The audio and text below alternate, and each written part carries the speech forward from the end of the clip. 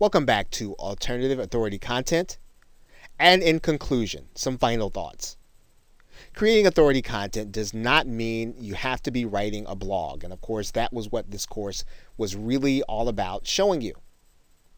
You can also just strictly stick to audio and video, and you don't necessarily have to be tied to a website except to hold the content that you have. The most important thing to do is to create a system for collecting contact information, as well as to be consistent with your subscribers or your listeners. The more you treat your content as an appointment, the more that your attendees and guests will. They will make sure that they are there on time and that they will not miss something that you're doing. Going hand in hand with this thought is that you would be consistent.